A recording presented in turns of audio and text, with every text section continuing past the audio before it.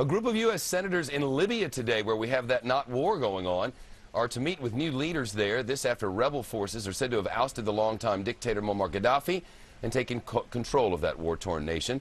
Republican Senators John McCain, Mark Kirk, Marco Rubio, and Lindsey Graham talking with the head of the National Transition Council, which is sort of the new government, and other top officials there. They expressed support for the revolution and called the Libyans an inspiration for people around the world still suffering under authoritarian regimes. The world will be watching.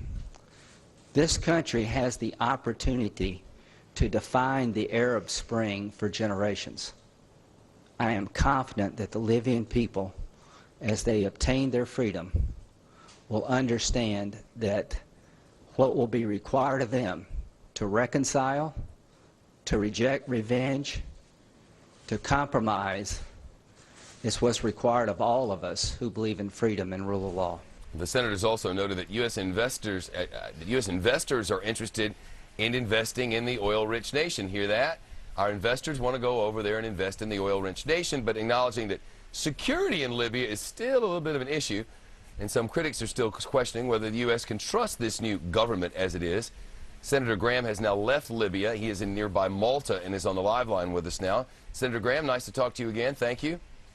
Hey, Shepard, that's a good lead-in. That's a pretty good summary of where we're at. Well, I listened to you speak on there, and that sounded all peachy keen and hunky-dory. Of course, the problem is, for 40 years, Muammar Gaddafi hasn't allowed anybody to organize, so there are no organized groups. Right. There's no way to form a government. They don't have any idea what freedom is, has been, will be. I mean, and the not war is still going on in a not war way. It just sounds sort of pie-in-the-sky stuff, and an opportunity for people to go in there and make a little money and not much more.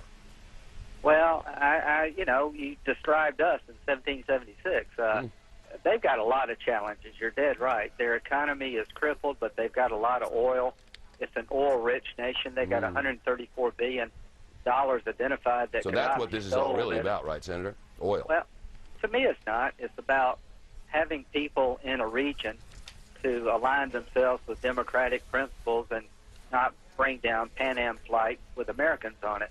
I think this is in our national security interest to replace Gaddafi with people who could live in peace with us and we can do business with.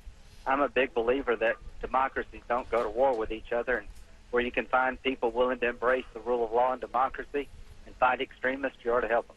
That sounds right. So about time to get over into Syria, huh?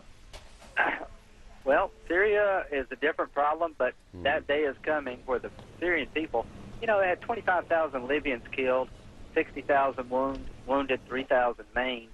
These are tough people. I mean, we can't really relate in our lifetime to living in a police state, but the folks in Syria keep coming. They keep sending in tanks. They keep sending in helicopters. You know, this idea of charting your own destiny and having a better life for your children is pretty contagious. I hope we'll push Assad out. I hope we'll do more embargoes, arms embargoes, and we'll speak up louder. You can't put troops into every place on the planet, but you sure can stand up for values like Ronald Reagan did during the Cold War. Valid. Senator Lindsey Graham in the Malta, just after being over there in the not war territory in Libya. Senator, it's nice to speak with you. Thank you very much.